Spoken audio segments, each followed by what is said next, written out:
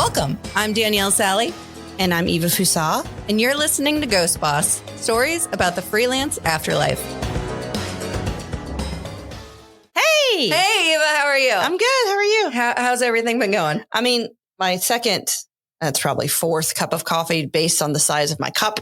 It's finally hit. So I'm there you go. good. There you go. Doing all right. So this episode, I wanted to talk about something that Jamal Milner, a business owner in Virginia, talked to me about. He has been such a big mentor. He's delightful. He's delightful. And I've met him through AAF. And then we worked together at my old job. We would contract with him. And then now I get to work with him again, freelancer to freelancer, which has been awesome. But he has been such a great mentor to me on just tips on getting started. And he said to me one time, and this is what is really inspiring this whole episode. Yeah. But he said to me, I want to make sure that I am teaching everyone all the mistakes that I went through so that they can succeed. And not only that, but recognizing that you are also going to make a lot of mistakes. But you will only grow as a business owner by making those mistakes. So today's episode, we wanted to get into some of the mistakes that we've learned. Maybe it's freelance, maybe it's before we went freelance, but some of the mistakes that we have made in what we've learned from them. And we're going to share it with all of you. Yeah. So you don't make the same mistakes. Hopefully it helps. Hopefully. We'll see. All right. So Eva, you've been doing this for a little bit longer than I have. Yeah. So maybe what are some things that you have learned in your freelance career? Sure. That you want others to learn from? Yeah. And this isn't a numbered list. We're going to do lots of things here. The first thing that I learned this the hard way is, and this kind of splits off into a couple different things. Get things in writing. Yes. I was verbally told a rate for a flat rate project and accepted it. And then when the client mailed me the payment, it was for half of what we agreed on. Yeah. 1,000%. I'm sure it was just an oversight. Like, I don't think by any stretch the client was trying to underpay me for the work. Right. But I got the check and I was going to call them. And then I went to go pull my receipts. Yeah. Receipts, proof, timeline, screenshots. But I didn't have receipts, proof, timeline, or screenshots because we made a verbal agreement. Yes. Now, sometimes when you're discussing scope with a client, you're talking, especially somebody that you've worked with for, before. Right. Sometimes you do verbally agree on stuff. So then you just send an email, a text message. A signed contract is ideal. Yes. Absolutely. However, an email or a text, anything in writing still bolsters evidence. I got to a point where I would have some clients that they always love doing a phone call. Yeah, and I got something like that. I learned earlier on in my career that sometimes I got to get them to reply to me in an email. Yeah. So I get it in writing. Yeah. Not that I'm trying to hold it against them, but it's just like something I can refer back to. Because if too many stuff's on phone call, I have nothing to look back on. I have nothing as documented. So if you can get people to respond to an email versus always calling you on the phone, then that will definitely help you in the long run. Yeah. And it can just be I've got clients like that like to talk. Yeah. So then I just send a follow-up. Yes, just making sure, and it's good for everybody. This is what we discussed on the phone, and this is what we agreed to. Yes, and so I think that's really important. Absolutely. That kind of leads me into another thing that I learned the hard way. This is before I freelanced full time. I was very early on in my career, and it is to get a deposit for flat rate projects. Yes, and that kind of ties into something else, like how you proof out your projects. Make sure it's a proof file. Right. So I had somebody that I did some work for a very long time ago. I made a shirt. Yeah. I did not get a deposit. Yeah. I sent them a PDF as the proof. They never replied. They went and got the shirts printed. I walked into an event and saw them. No. Oh, man. And then the person stopped responding to my emails. Well, and that's what's unfortunate is because of past mistakes. Yeah. Right. We sometimes it's not necessarily we think every single client's going to do that. No. But we have to protect ourselves as designers in a business. Yeah. Because that's how we're putting money in the bank. That's how we're putting food on the table is our design. So we do have to make sure we're protecting ourselves. So if mistakes were made in the past like that, you're going to make sure all your proofs are sent a little bit differently now. Right. And maybe it was an oversight. Maybe she thought somebody else paid me. I think she ended up leaving the job shortly thereafter. Maybe that's where the communication fell apart. Sure. I don't know, but I definitely know I did not get paid. And I walked into an event and saw a shirt that I designed. That's crazy. Well, and you're not the only one that's happened to before. No. Absolutely not. No. So get a deposit for flat rate. Yes. Have a contract. Have a contract because especially, retainer or hourly, whatever. However you do it, you want that in writing and agreed upon all in advance of this is what I will be paid. Mm-hmm. This is how much. This is the timeline in which I will pay. Like I usually put on there, if it's someone that I'm always going to invoice them at the end of the month. Yes, I put that in there. And then you have X amount of days to pay back. If you don't, there's going to be a late fee, things like that. But just making sure it's in writing. And it's just to kind of hold everyone accountable. Right. To make sure that, no one runs off with your design and make t-shirts for free. Right. And I mean, it helps, I'm no legal scholar. Yeah. But I do watch, but I do watch a lot of Judge Judy. But contract law is a whole thing. Yeah. But like if you try to pursue legal action for some reason and you don't have anything. Yeah.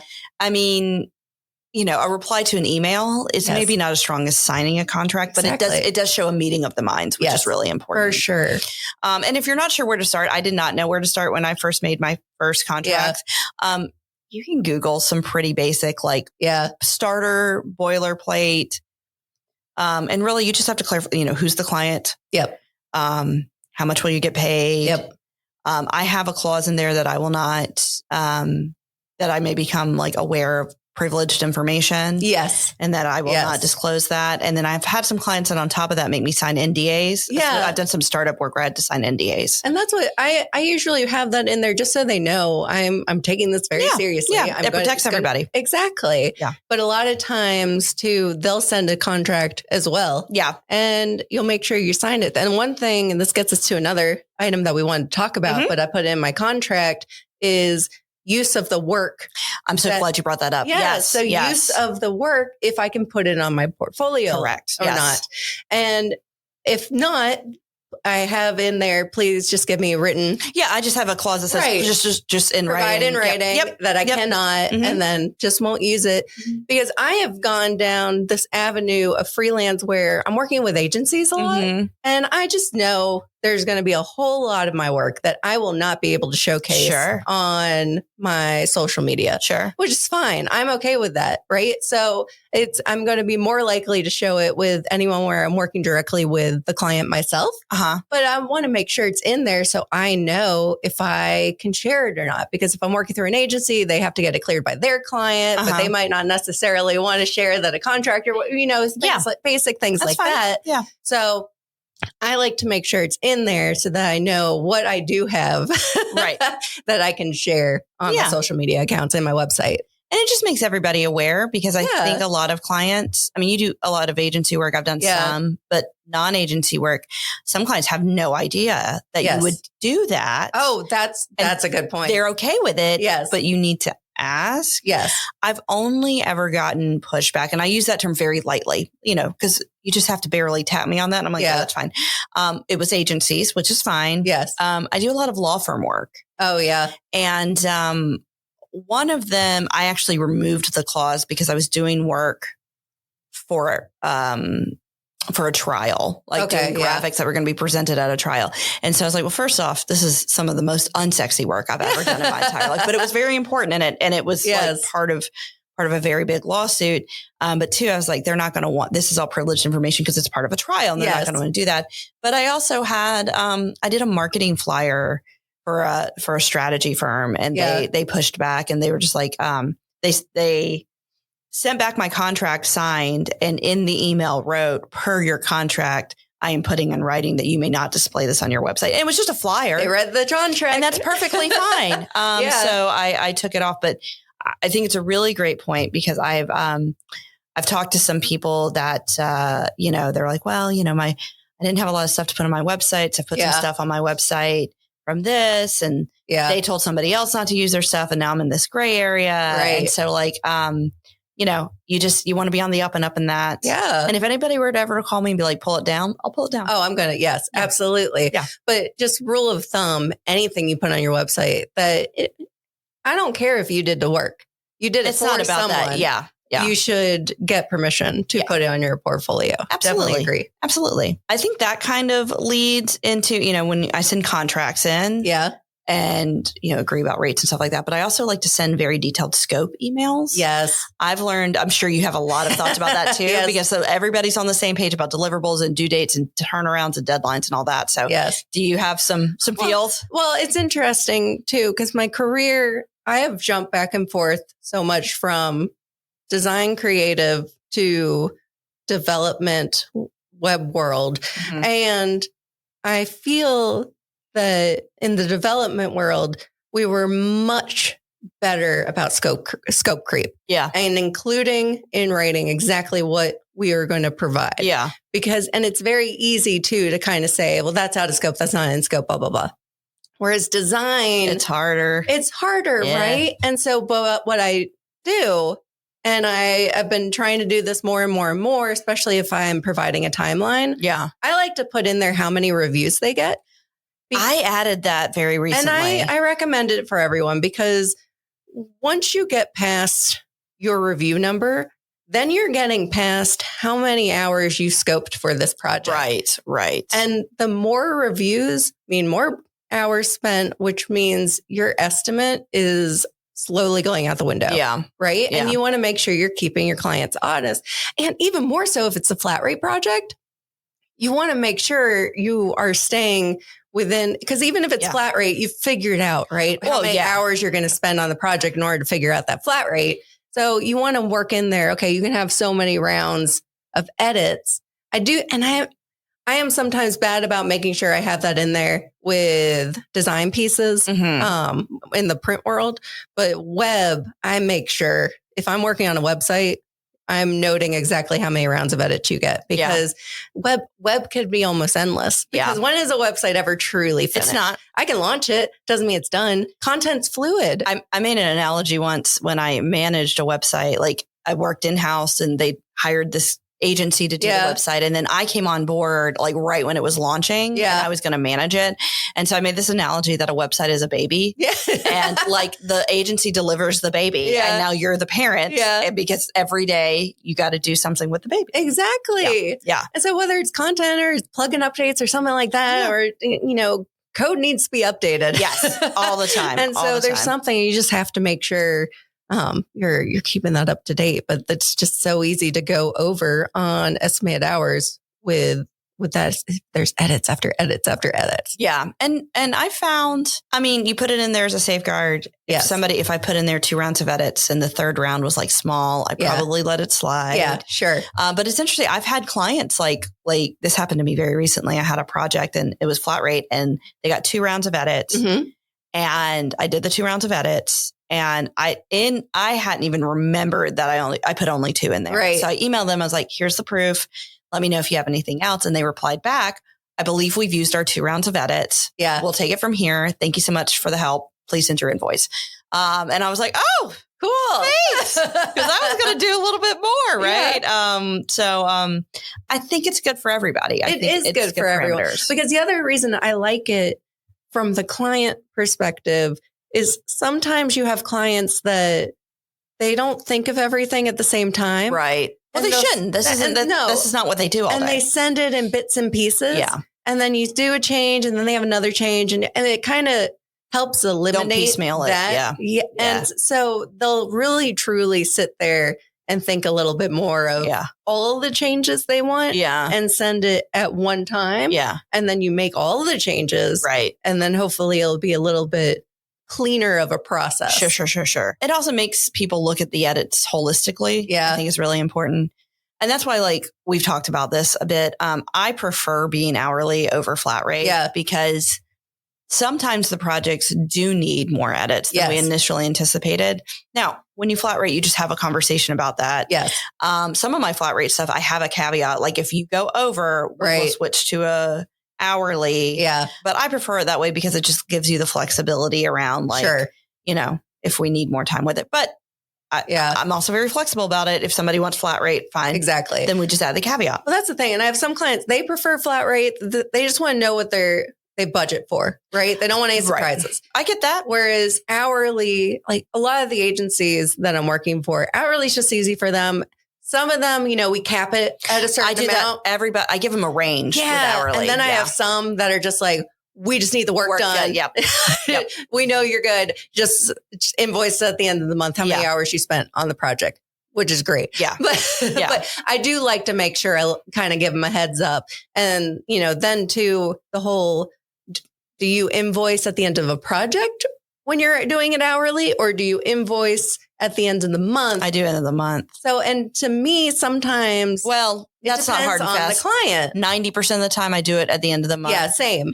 But if I see, I've done this a couple of times, I've emailed them and be like, I only did 3 hours of work on it this month. And next month I'm going to do 30. I'm just going to invoice you all at once. Exactly. Or like, if it's like, oh yeah, I usually invoice once a month, but this project's only going to take 2 months. I'm not going to make you cut 2 checks. I'll sit. Exactly. Yeah. So, and it does depend, and everyone's a little bit different of how they want their invoicing. So it's just good to be a little bit flexible there, but make sure you're setting a standard of what you're doing for your client. Yeah. And with scope, whether we're talking about deliverables, we're talking about rounds of edits, whether we're talking about, due dates, turnaround times, payment structures, whatever. Yeah. If you feel like your email is over detailed, it's probably just right. Yeah, exactly. I outline a lot of stuff. Yeah. And sometimes I'll tell them like, this is a lot. Yeah, I did that on my email that I did the schedule send for over the weekend. It was on Friday. Yeah. And I started it with apologies in advance for a very lengthy email on a Friday, but I wanted every detail in there. Yeah. So they had it. Yeah. Yeah. So all of that's really, really important. Absolutely. Another one that we wanted to discuss is don't put all of your eggs in one basket. Yes. So I, very early on in my freelance career, now remember COVID started like a month. Yep. So I didn't like a month into my business. So like I didn't have a lot of time to build my business. And I had one client for a very long time that I really prioritized. I had some small one-off work, but I was not growing my business. So I had one client that took up almost all of my time. Yeah. And then that contract ended.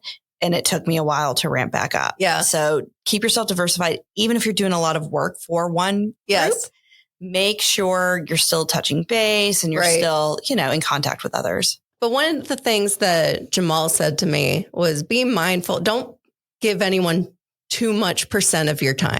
Right. So, as like an overall rule. I think week by week, if something's come up and you guys fell on something, I think that's appropriate. So starting off, of course, you're a little more flexible with like, you have all these grand intentions when you're starting, and then starting off, you're just getting what you can get at that point. Right. So starting off, I instantly took on a client that was a retainer client, but it was 50% of my week. Yeah. Right. But I knew it was only going to be a 3-month contract. Yeah. So I was good with that. But then we had to have a real conversation of, I think it was a good mutual decision. They were trying to hire full time. I had other client work that was starting to add up. And so it ended up being a good mutual decision for both of us. Right. But would I take on that now? Probably, definitely not. Right. I had someone approach me about potentially interviewing for a part-time position. Yeah. And I truly thought about it because I was like, it'd be a weekly paycheck. Like, that's not bad. I would still have time to work on client work.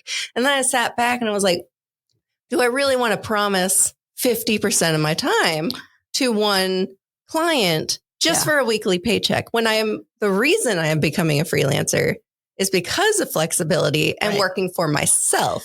And I think too, that's a conversation as well about like, you tend to get paid higher hourly as a contractor than you do as an employee or even as a part-timer. Right. And that is because our work is volatile and we don't know when we're getting more. Like it's appropriate that we get paid more because we incur so much risk on our end. Yeah. But then it's a conversation about, I could be doing, because I've been offered similar things. I could do this steady work at a lower hourly rate than what I'm doing this work for. And so it's tempting. It is. It's tempting, but you have to think like, what's your long-term goal? And mine, the reason I went the freelance was for that flexibility. And I wouldn't have it if I took on that part-time gig on top of everything else. But also I kind of already told myself, I'm not putting myself in a position where one client gets 50% of work. But to your earlier point too, I also don't want to say no to a client that would pay my normal rates. Yeah. Knowing I had a part-time hours that needed to get done. Yeah. Right. Like I'd rather obviously take on clients that are going to pay my rate. Right. So, but also with not putting all your eggs in the same basket, I am a big advocate for make sure your clients are all different types, have a different variety of like the projects and not all necessarily in the same industry. I think during the pandemic where we saw a lot of agencies having major layoffs, a lot of them had like specialties. Yeah. They had verticals that were all like 1 to 2 major verticals. Yeah. And when those their client industry suffered, they had to do major layoffs. Yeah. And so I was thankful I worked at an agency that they were very versatile and very diverse in the type of clients that they took on. So we still stayed busy. We were in growth mode at that point. Yeah. And so I kind of take that experience. That's not a mistake. That is a good thing. Yeah. Others' mistake. But at my very first job though was 2007. 90% of our clients were real estate. Yep. Guess what?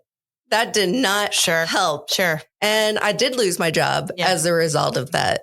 And kind of as a learning from that, I've learned do not put all of your clients. And some people like that. Some people like being an expert in this one thing and having all their clients in the same vertical. That's great. Just know it's high risk because should something happen to that vertical, that industry, like then you will be affected. Right.